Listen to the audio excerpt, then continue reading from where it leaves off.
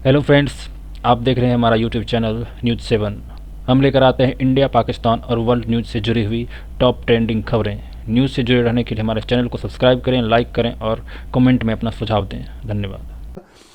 तेनु काफर काफर आख दे, तू आहो आहो आख। फोर्सेस जो ये समझती थी कि हम मुगलों के जाने के बाद अंग्रेजों से ये हुकूमत हमको मिलनी चाहिए थी, इसके बारे में तो कुलदीप नैयर जैसा भी लेफ्टिस्ट आदमी लिख के गया है। तो उन मुसलमानों को लगने लगा कि ये संविधान जो है वो ठीक है, लेकिन हम संविधान से ऊपर हैं और हमारी बात नहीं मानी जाएगी तो पाकिस्तान की तरफ हम मुंह देखेंगे, बांग्लादेश की तरफ मुंह देखेंगे। और फिर गिनती की बात आने लगी कि हमारी गिनती ऐसी। तो ये चीजों पर थोड़ा सा मुझे लगता है ब्रेक लगा है, और ब्रेक लगना ही जो है वो इस समय इस देश में उन लोगों ने एक नया नैरेटिव क्रिएट ये करा है कि जब भी आप उनके ऊपर बात करेंगे कहेंगे हिंदू इंटॉलरेंट हो गया है। यहाँ पर जी जी जी यहाँ पर दो सवाल भी उठते हैं। आप जो मंजरनामा पेश कर रहे हैं पुष्पेंद्र भाई, क्या आप समझते हैं कि जो भारत का आम मुस्लिम है वो तो इसका यूज टू हो गया, आदी हो गया, लेकिन उसको पता नहीं चला कि वो कैसे आदी हुआ। वो तो यूज हुआ। जो अपोजिशन पार्टीज़ हैं जिन्होंने वोट बैंक का कारोबार किया, जिन्होंने कम्युनलिज्म का कार्ड खेला, तो वो तो उनके हाथों में जो मेजॉरिटी ऑफ द मुस्लिम्स, जो ले मैन मुस्लिम है, वो यूज़ हुआ। उसको पता भी नहीं चला कि ये क्या खेल तमाशा हुआ। क्या ये सीन है या ग्रास रूट से मुसलमान ऐसा ही समझते हैं, या सिर्फ उनकी एलीट मुस्लिम लीडरशिप ने और वो जो लेफ़्ट की क्लास है और जो पॉलिटिकल पार्टियां जिनके हक में जाती थी, क्या उन्होंने यूज़ किया? एक तो ये सवाल है। और उससे जुड़ा हुआ दूसरा ये है कि क्या अब जो तब्दीलियां आ रही हैं उसके नतीजे में कोई खौफनाक रिएक्शन जो भारत के समाज पे पड़ता हो वायलेंस की सूरत में, वो आपको नज़र तो नहीं आता? ये दोनों चीज़ें बड़ी इम्पॉर्टेंट हैं जानने के लिए हमारे लिए। देखिए, इसमें एक बात तो साफ है कि कमोवेश एक आम आदमी होता है, उसको बहुत ज़्यादा चीज़ें पता भी नहीं होती पॉलिटिक्स में, बहुत ज़्यादा उनको अंदाज़ा भी नहीं होता कि उनके बिहाफ पे क्या पॉलिटिक्स खेली जा रही है। मुझे तो ऐसा भी लोग मिले पाकिस्तान में मेरे अपने दौर में जो लाल खां के नाम से बहुत मशहूर थे, उनकी फैमिली में गया। मुझे पता चला कि साहब ये बताया जा रहा था कि जब पाकिस्तान बनने की बात जिन्ना साहब ने कही तो लोग समझते थे कोई हेलीकॉप्टर बन रहा है। पाकिस्तान किसी को पता भी नहीं था कोई मुल्क बन रहा है। तो बहुत सारे लोग सोचते थे एक हेलीकॉप्टर बनेगा, उसमें शायद मुसलमान जाएंगे, इस तरीके की बातें उन्होंने की। तो मुझे लगता है कि हम ये कहें कि मुसलमान जो है वो शुरू में इस्तेमाल हुआ, और अब वो एलीट वाली बात जो आपने कही, तो 1946 का इलेक्शन अगर आप देखें जिस बुनियाद पे हुआ, उस इलेक्शन से साफ हो गया कि यहाँ जो हिंदुस्तान में मुसलमान था उसने जिस तरीके की वोटिंग 1946 में की और मुस्लिम लीग की उसमें की, और 102 सीटें जो जिसको आज आप लोकसभा कह सकते हैं उसकी थी, उसमें 30 सीटें मुसलमानों की रिजर्व थी, वो 30 की 30 मुस्लिम लीग ने जीती। यूपी की सीटें 80% मुस्लिम लीग ने जीती। तो उस वक्त का नारा 46 का है, वो आपको रिकॉर्ड में मिल जाएगा। उस जमाने मुसलमान और यहाँ के कहते थे और मुस्लिम लीग के लीडर कहते थे कि लड़के लेंगे पाकिस्तान, मर मर के लेंगे पाकिस्तान। लेकिन साहब पाकिस्तान पे तो वोट दिया तो 98% मुसलमानों ने तो पाकिस्तान के लिए वोट दिया था। ये बात अलग है कि यहाँ से 2% लोग नहीं गए, और उन इलाकों में कभी जिन्ना साहब खड़े नहीं हुए। जिन्ना साहब आज भी वो जो सीट महाराष्ट्र में है, बॉम्बे के अंदर बायकुला नाम की एक सीट है, जिन्ना साहब वहां से खड़े हुए और वहां से जीते थे। वो सीट तब से लेकर अब तक वहीं से मुसलमान जीत रहे हैं। तो मुस्लिम लीग ने कोई सीट वहां जीते ही नहीं। जो इलाके आज उनके पास है, चाहे सिंध हो, चाहे खैबर पख्तूनख्वा हो, चाहे पंजाब हो, ये तो यूपी बिहार के तमाम मुसलमानों से जीते। जो बात आपने कही है, मैं आज उसको इसलिए थोड़ा सा मानता हूं कि एक समय गैप था कि मुस्लिम एलीट में और मुसलमान आम आदमी के अंदर ये गैप था। लेकिन ओवर द टाइम भारत में मुसलमान होना एक पॉलिटिकल स्ट्रॉन्ग टूल और वेपन है। लोगों को लगता है कि इसमें रहने में हमको फायदा है। अगर हम वापस होकर हिंदू भी हो जाएंगे तो हमें कोई फायदा नहीं है, क्योंकि सक्सेसिव सरकारें आई हैं, उन्होंने हमेशा हिंदुओं को यह कहा है कि भाई आप खामोश रहें, आप चुप रहें, आपको नहीं बोलना है, हम देखेंगे हम देखेंगे हम देखेंगे, ये सरकारें कहती रही हैं। लिहाजा आज आप देखें कि सड़क पे बैठने वाला मुसलमान, सब्जी बेचने वाला मुसलमान, चाय बनाने वाला मुसलमान, कुली का काम करने वाला मुसलमान, वो उस पॉलिटिकल वेस्टेड इंटरेस्ट के अंदर पार्टी बन गया। वो पार्टी बन गया आज। तो मैं इरफान हबीब जैसे पॉलिटिकल जिसे कह सकते हैं कि बहुत ही इलीट लोग थे, लेफ्टिस्ट थे, या आरिफ मोहम्मद खान साहब आज गवर्नर हो गए और वो वहां मौजूद हैं, तो ऐसा नहीं है कि कोई ऐसी मुहिम चल रही हो या कोई ये कोशिश कर रहा हो कि मुसलमानों को हम सच बताएं, सच समझाएं, क्योंकि मुझे लगता है कि एक तो वो मिथ टूटेगा, और अब मुसलमानों की पोजीशन इस देश के अंदर ये है कि जो नारे हमने कभी बचपन में सुना करते थे बहुत पहले, वो नारे अब सरे मंजर लग रहे हैं। जो नारे अभी शाहीन बाग में लगे, जो नारे अभी अलीगढ़ यूनिवर्सिटी में लगे, तो जो मैं नहीं मानता क्या कहते हैं कि आज मुसलमान जो है वो इस 70 साल के बाद में वो कोई बहुत उसके अंदर कोई बहुत ही शऊर सियासी पैदा हो गया है। हाँ, उसको ये समझ में आ गया है कि भारत की हुकूमतों को कैसे दबाया और धमकाया जा सकता है। तो जिस तरीके के नारे लगे कि हिंदुओं की खबर बनेगी एएमयू के अंदर, हमें चाहिए जिन्ना वाली आजादी, तो ये पहले कोई नहीं कहता था। अब शायद लोग इसलिए कह रहे हैं कि अब उनके पास विक्टिम कार्ड खेलने का ओपन मौका है। और विक्टिम कार्ड इसलिए खेलते हैं कि भाई देखिए साहब, प्राइम मिनिस्टर है, एंटी मुस्लिम है, बीजेपी है, आरएसएस है, तो ये आरएसएस और बीजेपी, विश्व हिंदू परिषद का नाम लेकर के इनको दुनिया में सिंपैथी लेने, और वो तमाम लेफ्टिस्ट जो हमेशा से इन फोर्सेस के खिलाफ रहे हैं, जिन्होंने एक नैरेटिव गलत बनाया है, वो कभी भी अब इनको निकलने नहीं देंगे। और इसलिए मैं ये नहीं मानता कि अब कोई बहुत बड़ा बदलाव होने वाला है। जो बात आपने दूसरी कही है वो मुझे, मैं बहुत वाज़े तौर पे कह रहा हूं, पूरे होशो हवास में कह रहा हूं, और इसको मैं अंदर ही अंदर जो एक कहते हैं कि आग सुलग रही है, और वो मुझे लगता है सुलग नहीं रही है, वो दहकने वाली स्थिति में आ गई है इस देश में। ताहिर भाई, मैं नहीं जानता मेरी बात गलत हो, मैं अक्रॉस जितना लोगों से मिलता हूं, जो भी लोग हैं, एक तो लोग होते हैं इमोशनल, भारत माता की जय, हिंदू राष्ट्र, ये तो इमोशनल मानता हूं मैं, लेकिन एक रीजनिंग वाली क्लास है जो सिस्टम में बैठी थी, जो डीआईजी थे, डीजी थे, फॉर्मर ब्यूरोक्रेट्स हैं। आज जब उनका गुस्सा देखता हूं, तो नीचे की क्लास में और ऊपर जो हिंदू की एलीट थी, उसके बीच का भी गैप कम हुआ है।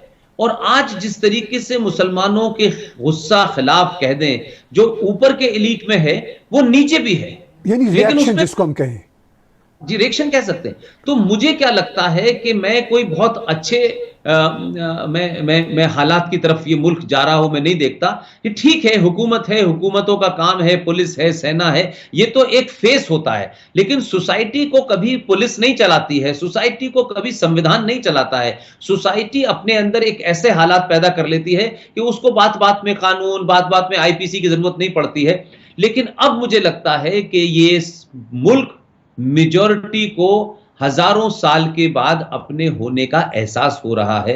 उनको लग रहा है कि जो बातें हमने सुनना तक हमारे लिए अलाउ नहीं था, अब हम बोलेंगे, जोर से बोलेंगे, और बड़े बड़े लोग, बड़े पैसे वाले लोग, बड़े पढ़े लिखे लोग, वो तमाम सारे लोग इस पूरे मूवमेंट में शामिल हो गए हैं।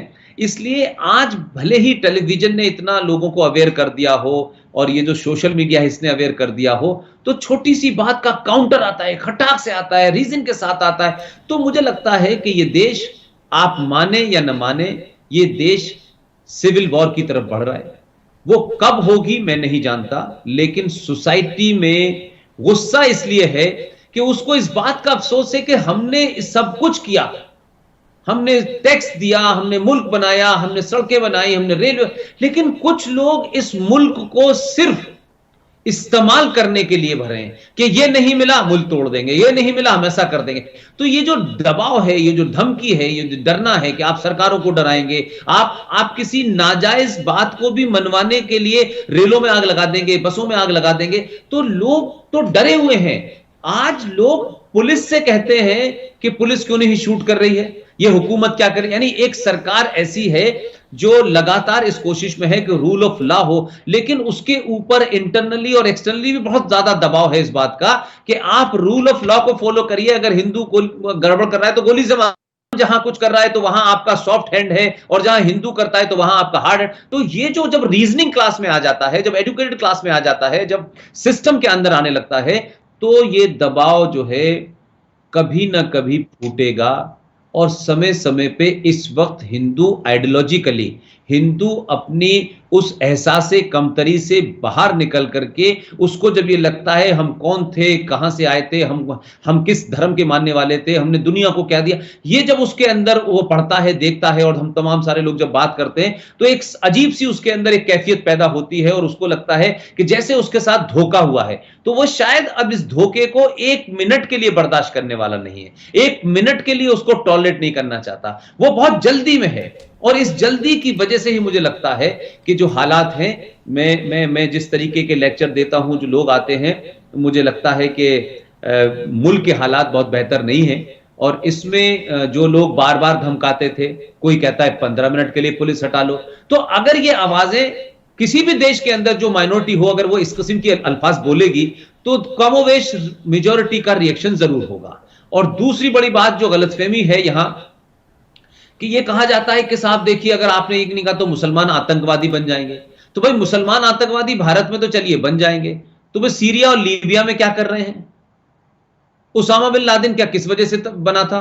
तो ये जो मतलब एक नैरेटिव क्रिएट करने की कोशिश की गई, उसमें मैंने ये कहा बार बार इस हिंदुस्तान में कि देखिए, हमेशा ध्यान रखिए कि टेररिज्म जो है वो मेजॉरिटी कम्युनिटी करती है और वही सक्सेसफुल होता है।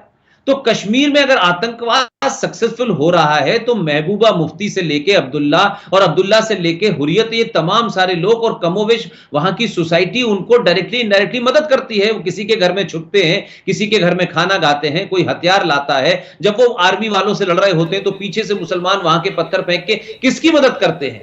पंजाब में भी जो टेररिज्म हुआ, बिकॉज ऑफ द मेजोरिटी। इन दो स्टेट में हमने टेररिज्म देखा, तो एक जगह वहां मुसलमान मेजोरिटी में थे, पंजाब में सिख मेजोरिटी में थे, तो खालिस्तान का पूरा मूवमेंट चला। उस मूवमेंट में 42,000 हिंदू मारे गए। ताहिर भाई, इसका कभी जिक्र नहीं हुआ। लेकिन मैं ये कहता हूं कि हजारों सदियों से जो सबसे खामोश कम्युनिटी है, जिसके जहन में, जिसकी किताबों में हिंसा नाम का शब्द ही नहीं है, आप मुसलमानों ने पिछले 70 साल में इस हिंदू को, जिसे आप कायर कहते थे, कावर्ड कहते थे, टिमिड कहते थे, सबमिसिव कहते थे, ये लड़ना ही नहीं चाहता था, ये रिएक्शन ही नहीं देना चाहता था, ये अपनी आवाज में जोर से नहीं बोलना चाहता था, ये जोर से चिल्ला के आपको गाली नहीं दे। आज आपने उसको बैक टू द वॉल ला दिया है, और अब वो रिएक्शन करने के अलावा उसके पास कोई रास्ता नहीं है।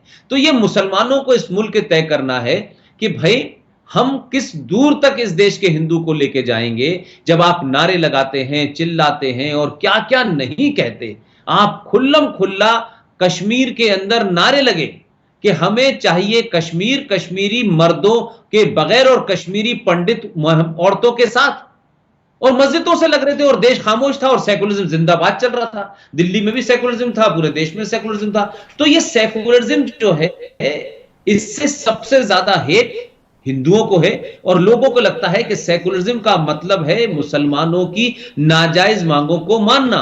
लेकिन यही बात माइनॉरिटी के अगर एंगल से देखें, तो पंजाबी 2.5% है इस देश के अंदर, पारसी 50,000 इस देश के अंदर, सिख हैं, बौद्ध हैं, जैन हैं, उनको माइनॉरिटी कभी नहीं माना गया। एक नैरेटिव क्रिएट कर दिया कि माइनॉरिटी मींस मुसलमान। तो मुसलमान अगर इस देश में 25 से 30 करोड़ भी है, तब भी माइनॉरिटी है, तो आप यूएनओ को भी नहीं मानते, भारत के संविधान। तो ये जो बात आपने कहा है कि इसके क्या इम्कानात होंगे, मुझे लगता है कि अभी हुकूमत है, और जो हुकूमत में बैठे हुए हैं वो भी शायद इस बात को सेंस कर रहे हैं, समझ रहे हैं, लेकिन उनकी भी कोशिश ये है कि मेजॉरिटी वोलेटाइल ना हो जाए, क्योंकि आखिर ये मुल्क तो सबका ही है। लेकिन मुझे लगता है कि लंबा गुस्सा है, और वो दिन अल्लाह न करे आए, लेकिन बहुत कुछ हो रहा है। और वो चाहे अभी आप हाल के दिनों में देखें कि कोरोना वायरस से लड़ने का मौका आया, तो मुसलमानों ने ये कहा कि चाहे कुछ भी हो जाए, हम तो इससे लड़ेंगे नहीं, हम तो डॉक्टर को मारेंगे, हम तो पुलिस को मारेंगे। तो ये गुस्सा है लोगों में। जो लोग कल तक पुलिस को बुरा भला कहते थे, आज हिंदू समाज पुलिस के साथ खड़ा हो गया है, आज आर्मी के साथ खड़ा हो गया है, और सरकार पे दबाव बना रहा है कि आपको एक्शन करना चाहिए। जब गोली से मार देते हैं, तो आपके दो लोग कैसे उतरते हैं कि कश्मीर में जब किसी को गोली से मारते हैं तो सुप्रीम कोर्ट कहती है नहीं, आप उनके ऊपर प्लास्टिक की गोली चलाइए, और हरियाणा में आप जब गोली से पॉइंट ब्लैंक मार देते हैं तो वहां ना सुप्रीम कोर्ट को ह्यूमन राइट नजर आता है। तो ये फार्स जो क्रिएट किया था, इसके खिलाफ मेजोरिटी में गुस्सा ही नहीं है, वो रिएक्शन दे रही है। आपने और कहा ये जी, आपने कहा कि खतरा ये है कि मुल्क किसी पोटेंशियल सिविल वॉर की तरफ जा सकता है। और अगर ऐसी सूरत है हो किसी वक्त पोटेंशली, तो उसका ख़तरा तो और उसका नुकसान तो भारत को ही होगा। क्या क्या कोई ऐसी सूरत हो सकती है, आप समझते हैं, इंटेलेक्चुअल डिस्कोर्स किया जा सके या बात इस तरह की जा सके, एक जो कन्वर्सेशन मुस्लिम्स और हिंदू में बढ़ सके, ताकि कुछ अवेयरनेस क्रिएट हो और वो कंट्री को ओन करें, उम्मा की बात बाद में करें, पहले कंट्री की करें? क्या ऐसी कोई पॉसिबिलिटी है? देखिए, इसमें एक सबसे बड़ी बात यह है कि जब जब बीच बीच में कोई भी मुसलमान लीडर, चाहे वो सियासी हो चाहे मजहबी हो, जब भी कोशिश हुई तो मतलब पहले से शर्त ये तय करके बैठे हम कि हम डायलॉग में जाएंगे लेकिन बात करेंगे कि ताजमहल पे बात हो नहीं होगी और कुतुब मीनार पे नहीं होगी और इस्लाम पे नहीं होगी और मस्जिद पे नहीं होगी और इस पे नहीं होगी और माइनॉरिटी करेक्ट। तो आप ये चाहते हैं कि जो कुछ आपने नाजायज तरीके से ले लिया है वो तो रहेगा ही रहेगा और हमें इसमें ये मिलना चाहिए। तो आप जब इस शर्तों के साथ जाते हैं तो एक तो नहीं होता। अब जैसे मैं अभी आपको हाल के दिनों की बात बताता हूं, आरिफ मोहम्मद खान साहब के बारे में आप जानते हैं, वो आजकल काफी कुछ बोलते हैं, लेकिन मेजॉरिटी मुसलमान जो है वो आज भी हमारे अलीगढ़ यूनिवर्सिटी के बहुत सारे जो दोस्त हैं, जो लेक्चरर हो गए, जो रीडर हो गए, जो प्रोफेसर, वो ये कहते हैं कि देखो भाई, अगर मोदी की दलाली करने से गवर्नरशिप मिल जाती है तो अच्छी बात है, ठीक है, एक मुसलमान कम से कम गवर्नर बन गया। तो दिस इज द एटीट्यूड। अब अगर कोई रीजनिंग की बात आरिफ मोहम्मद खान भी कह रहे हैं या मौलाना वहीदुद्दीन ने बहुत कुछ किया, ये चीजें इसलिए फेल हो रही हैं कि आप सब कुछ, यानी आप पूरे देश में 57 सड़कें अगर दिल्ली में मुगलों के नाम उन्हें बरकरार रखना चाहते हो, पूरे बख्तियार खिलजी का नाम बरकरार रखना चाहते हो, तो तुम तमाम उन तमाम क्या कह सकते हैं कि उन शख्सियतों को जिंदा रखना चाहते हो जिन्होंने इस देश को लूटा है, जिन्होंने हिंदू को मारा है, औरतों को लूटा है, रेप किया है। तो कभी कभी ऐसा लगता है कि शायद कोई रीजन जो है वो शायद अब इसलिए प्रिवेल नहीं हो पा रहा है कि मुसलमान 70 साल में इस देश की कमजोरियों को समझ गए हैं, हिंदू को समझ गए हैं, पॉलिटिकल पार्टी के वेस्टेड इंटरेस्ट को समझ गए हैं, लिहाजा और पूरी दुनिया में इस्लाम का और लेफ्ट का गठजोड़ कहीं नहीं है, लेकिन भारत के अंदर इतना जबरदस्त गठजोड़ है कि जिसे आप सीताराम येचुरी और प्रकाश कारत और तमाम ये जो लोग आपको नजर आते हैं कागजी, ये लोग चाइना के अंदर इस्लाम के साथ कश्मीर चाइनीज क्या कर रहे हैं इसका जिक्र नहीं करते। अगर कुछ हिंदू खड़े होकर कहें कि यहां नमाज नहीं पढ़ सकते तो इसे इंटॉलरेंट में आप काउंट करते हैं। तो हिंदुस्तान का मुसलमान चाइना को क्रिटिसाइज नहीं करता, चाइना के खिलाफ नहीं बोलता। पाकिस्तान के अंदर मुहाजिरों के साथ इतने लोग मारे गए लेकिन हमने एक भी धरना प्रदर्शन नहीं भारत में देखा। इजराइल की गोली से अगर फलस्तीन में कोई मर जाए तो यहां का मुसलमान सड़कों पर जुलूस निकालता है। यहां के मुसलमान ने तो हिंदुस्तान की हुकूमतों को इतना डराया कि 25 साल तक यहां की हुकूमत ने इजराइल से संबंध रखे लेकिन पब्लिक नहीं किए। लेकिन यह अब शख्स आया, इसने सरे मंजर कर दिया रिश्तों को। तो मुझे लगता है कि मुसलमानों में रीजनिंग प्रिवेल अब नहीं होने वाली, क्योंकि इस बार्गेनिंग के अंदर ही उन सब का सर्वाइवल है। तो आप अहले हदीस कह दें, आप देवबंद कह लें, आप बरेलवी कह दें, आप अलग अलग दुकानें कह लें, लेकिन आखिर में आकर के ये सब एक ही साथ खड़े हो जाते हैं। तो ये बार्गेनिंग पावर को अपनी बनाए रखना चाहते हैं, क्योंकि उस बार्गेनिंग पावर में हिंदुस्तान की हुकूमत ने 70 सालों में ये मैसेज दे दिया है कि हम कितने भी पावरफुल हो जाएं, हमें 303 सीटें मिल जाएं, हमें 500 सीटें मिल जाएं, लेकिन भाई हम जो है बहुत कोई ऐसा काम नहीं करेंगे जिससे ये नाराज हो जाएं। अब इसकी एक मिसाल मैं आपको देना चाहता हूं। अभी भारत की हुकूमत है, उन पर कहा जाता है कि साहब ये हिंदूवादी हुकूमत है। इस हुकूमत ने भी पाकिस्तान के 2 शहरी सलमा आगा और शामी को, अदनान शामी को यहां की नागरिकता दे दी। लेकिन पिछले 30 साल से एक महिला अपने ही देश से निकाली गई है, उसने कोई रिलीजियस कॉन्टेक्स्ट में कोई बात नहीं कही है और वो दुनिया में भागी भागी घूम रही है। और हमारे यहां महिला की बड़ी पूजा होती है और महिला के अधिकारों की, वो इस मुल्क में रह रही है, लेकिन यहां की सरकार उसे 1-1 महीने का परमिट देती है। उसको नागरिकता क्यों नहीं देती? मैं तस्लीमा नसरीन की बात कर रहा हूं, क्योंकि तस्लीमा नसरीन का नाम से यहां का मुसलमान भड़क जाएगा, सलमान रश्दी के नाम से भड़क जाएगा। तो एक इस तरीके का बना दिया है कि आप आज भी हमारे देश में देखें कि 90% कानून मुसलमानों के लिए कुछ और है और हिंदुओं के लिए कुछ और है।